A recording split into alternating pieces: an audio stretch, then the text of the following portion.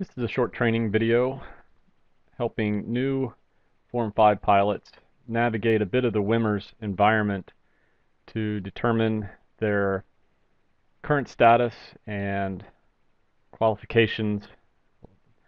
See how this looks here. Of course, you need a e-services sign-in. If you haven't already signed in, you can click. If you haven't come up with a registration, you can do so here under first-time users. Otherwise, go ahead and sign in with your username or your CAP ID and username, password. Sign in here.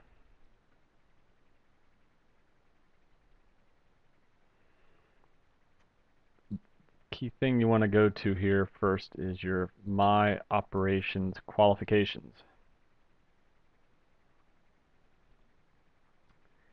And suppose we could look at the overview here.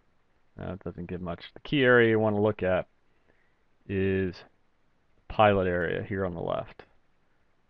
Prerequisites is a great page to start on.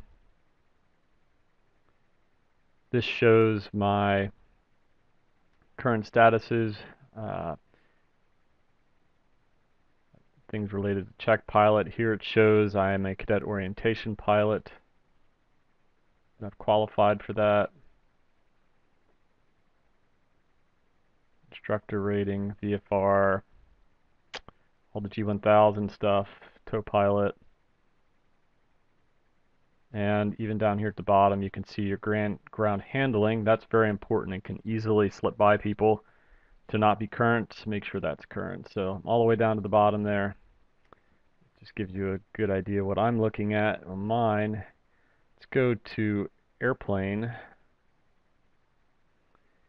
This shows the airplane that I'm qualified in. It shows when my questionnaires are good through. It indicates that the 182, which performing a Form 5 and a 182 covers both the MAL and the 172. Those were abbreviated check rides. Shows my last completion of a 60-1 exam, which is the exam you take for the Form 5. If I wanted to upload any questionnaires, I could do that here.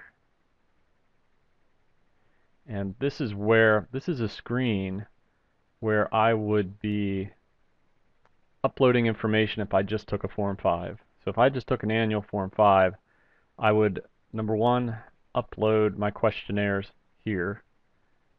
It might be just one if you're doing a 172. If you're qualifying in a 182, that is the time to also do a questionnaire for all aircraft lower than that, lower ranked, I suppose is one way to say it. Then you will qualify in those as well. But you have to be pre-qualified in those aircraft. That's more on the rotational basis. But if I was going to do an annual check ride, or if I did one today, choose the date, type of aircraft. Say I did it in a 172.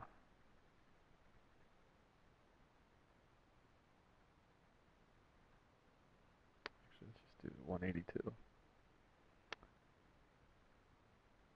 And if my Form 5 was related to, I'd have to choose my check pilot. So let's just say I flew with, see my name is down here.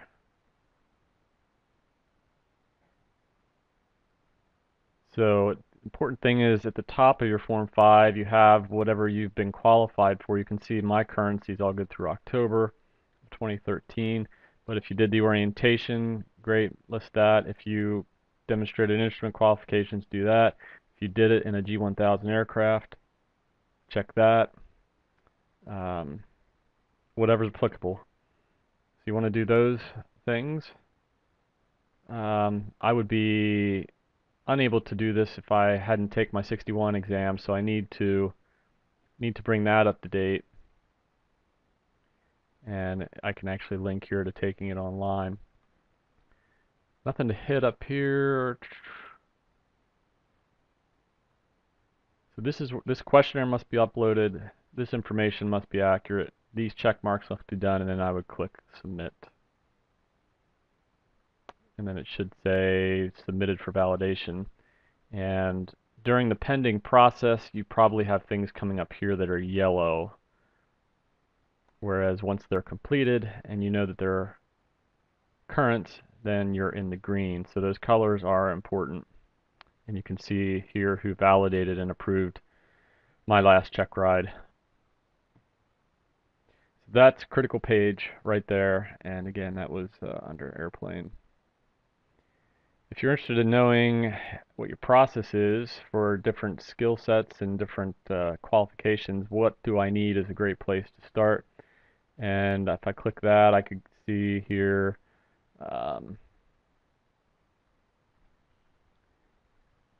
let's say mission check pilot G1000. I am not that, so this would be a good place to see. I need to be G1000 qualified, which I am. I have a check mark, but I'm not a mission check pilot.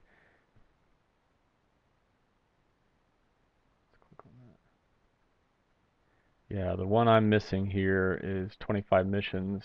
I may have that, I may not, I'm not sure.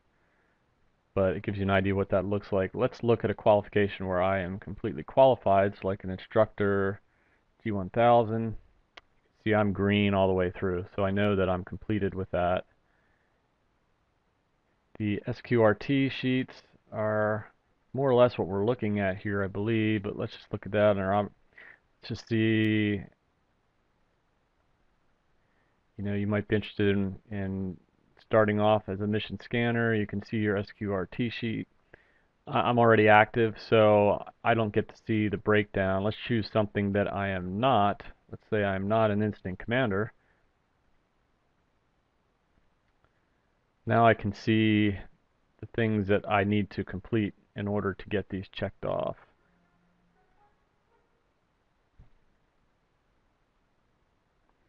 So that gives you a little idea of at least to go in and see what your qualifications are. I'll just mention real quick the currency entry at the bottom, depending on your operations, you may find helpful. This is just for your own purpose. You can enter your approaches and keep track of whether your currency, this doesn't make you, if you don't keep up with this, WMIRS doesn't track it. It's really just for your own benefit, and you can see your takeoffs and landings as well, if that's helpful to you. And I haven't been real good at keeping up with that recently, but I have in the past. And your 101 card shows the things that you've taken, some of your qualifications. You can see I'm a mission pilot, mission observer, mission scanner, transport mission pilot, mountain flying clinic I've taken. It's got my CAP driver's license listed on there, but it isn't conclusive. It doesn't show that I'm an orientation pilot. So there's some things that you think would be on here and are not, but it's important to have this printed out and with you when you go fly with CAP. All right, I'll end there. Hopefully that's been helpful to you.